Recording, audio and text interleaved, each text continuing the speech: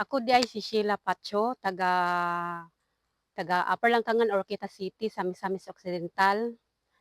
Na ako diri karon sa Dream School, gi gi-introduce ko sa kung amo diri sa una para magpa magpaulian sa akong sakit.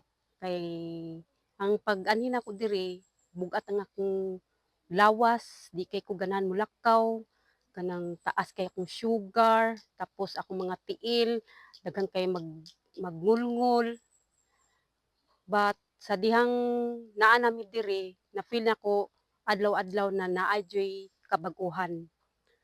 Then nindot pud ang ilang mga pagkaon diri kay puro na jud gulay. Kuan jud kay tanan sa lawas, makatabang.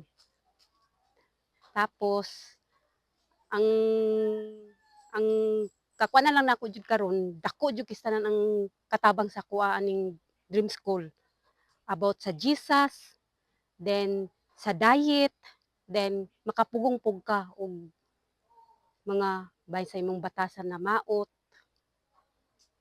Tapos kung gusto niyo makakuan diri, musulay diri, anhin na mo kay nindot jud kay sa tanan siya. Then pasalamat jud kay ko aning pag-seminar di ari jud, kay dako jud kay sa tanang kabag-ohan nako. Karon okey na jud kaayo ko, wala nay dili na maglabad akong ulo, wala na jud.